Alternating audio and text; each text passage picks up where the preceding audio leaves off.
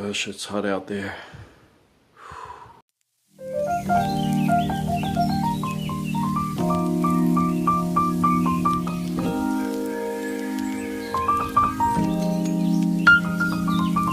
Hey, welcome back to my life with plants. I'm Newman. Today we have still these flowers opening up on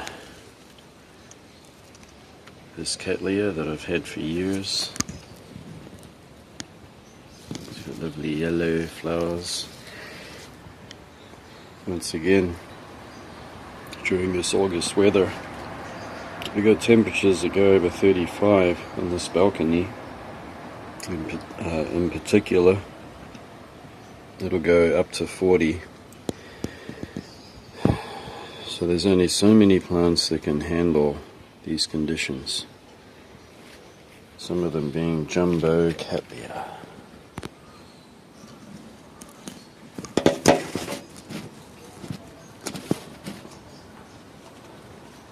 So let me take this one out.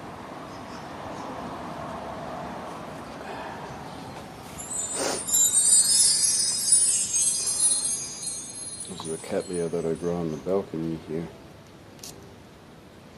This is its new cane, and there's a flower spike right here.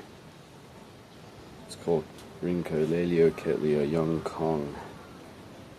And during last winter, it flowered from, I think, this one. Yeah, I think it flowered from this one actually. Still got the sheath on it, but I'm in no hurry to peel it off. You've got to be careful about peeling the sheaths off emerging new canes. Don't be in a hurry to rip them off. This particular plant is in mainly bark and pumice about this grade. And I do not overwater it. I actually lightly water it in the morning. And if you don't know what my watering schedule is, you can check that out on my past videos. Sometimes it's even lighter than that. So they just get a gentle spray on the surface, and some of it goes down into the media, but it is not very much. This is something I've learned from Cattleyas is if you soak them heavily when they're in pots with the rose head or whatever you use, and it's in these temperatures in summer, it'll rot the roots really fast, so they don't want any water around their roots. They actually want it to dry out really quick. Very quickly. They don't want the water hanging around in there. And so this Cattleya has been really healthy and growing. This one has to come inside during the winter because as you know, we get below 0 temperatures in the winter.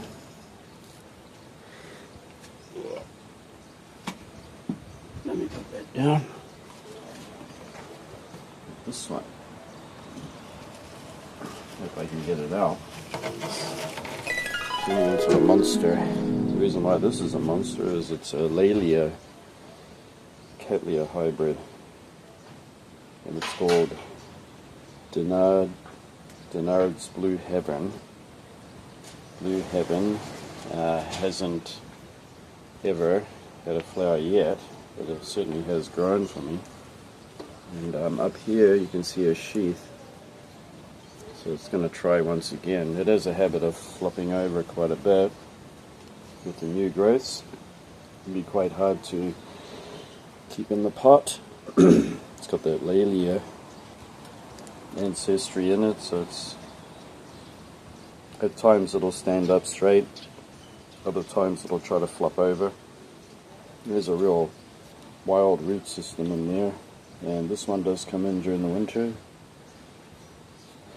This is gifted to me, so I didn't buy it.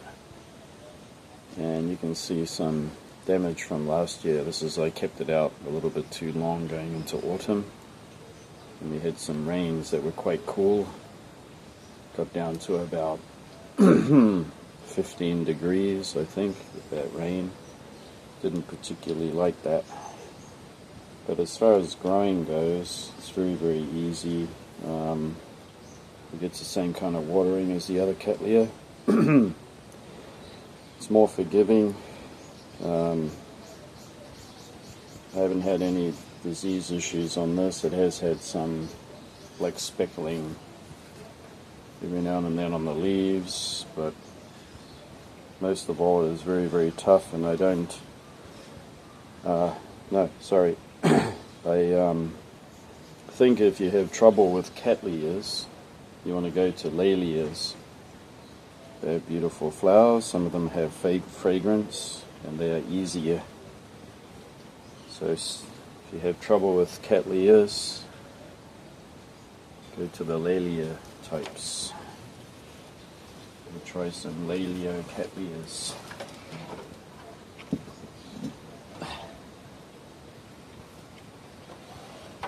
So what? I have a space problem. So I have to struggle with the space that I have now.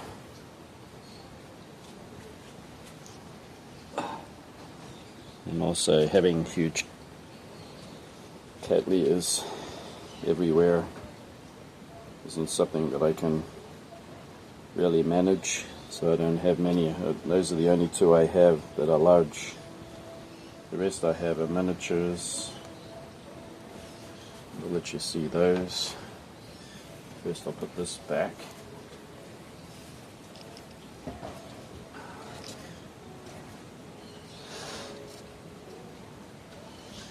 Maybe a minute. Let me take you in. So the rest of them I have are these mounted kinds that are mini Cattleyas. And this one has been growing its roots onto the mount, you can see there and right there. This is bought as a cutting. I did lose two, so I bought them during the late autumn last year. This is a Epicattleya or Epidendrum hybrid, Rene Marks. Rene Marks gets the same watering schedule as my Cattleyas here, so not too much water, just a quick spray. And that is very hardy to the heat. We have one hiding out here, and you can see that it's in sphagnum moss, but those roots are very beautiful. And I didn't plant it in that, it was planted in that and gifted to me. It's a bifoliate, and bifoliates have a good root system as far as I've learned, and they tend to suck out the water, but this gets a quick spray. I don't soak the sphagnum moss. This one's been growing in sphagnum moss for a few years now. Rhyncholaeliocattleya, and it's up for a repot. And it even has a new growth coming out here. And this is the one that it flowered from last year. You still see it there. They've yet to cut it off. Flowered in winter. Kingianums are doing really well. Even my struggling one down there would grow new canes and then they would flop and die, so definitely not over water, but just give it a light spray all the way around the pot. This one here has been doing fine. Its roots are just starting to grab on right there. Yep, still plenty of new growth. These burns were already on here, and actually the way they took a photo of this plant before they sold it, they tried to hide these. But then they write it has burns and marks and unsightly parts of the bulb and the leaves, but I think that they're better off just showing it. What do you think? Just show it, don't hide it. I mean, it's not going to die, it's just a burn, but show everything on you while you're selling something.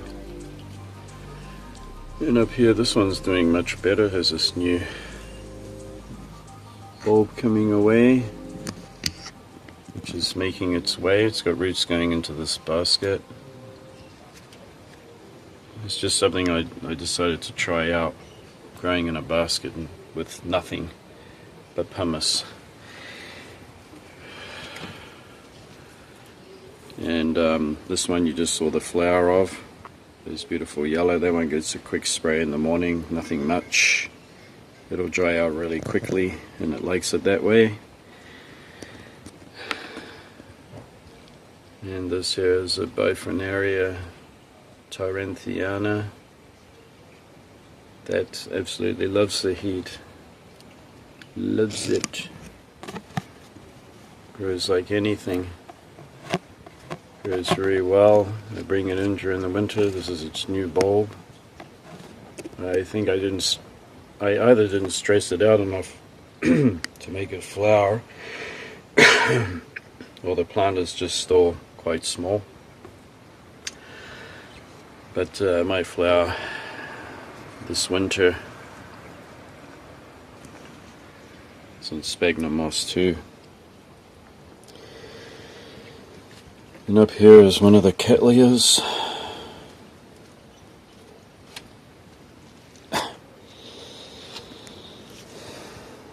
Cattleya Young, and that's its new growth there. Hopefully it'll flower sometime for me.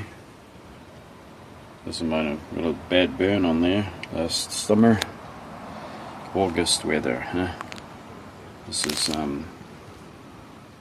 Vanda Falcata hybrid or something, and it's called Green Light. And Green Light didn't give me any flowers this year. That's got a nice healthy root system. And they have the shade cloth over them because here they are facing the maximum amount of sun, and that would be south, living in the northern hemisphere here. And although they love plenty of light, they don't particularly love getting direct sun all day long. With a dappled, strong sun. Yeah. And just before we go, we'll have a look at this one. This one is in a lot of sun for a good most of the day, 6 to 7 hours of direct sun, and about 5 o'clock in the evening it'll start to get some shade. So it's been getting a lot of sun. This Vanda here, Vanda, lion stars, ducks, Costa Falcata, and Sagaric Gold. Sagariku. You need a U on the end of that. Very tiny flowers. And it did have some fragrance. Up here is a Vanda hybrid called Lucneri. Moves Lucneri up here and it's happier.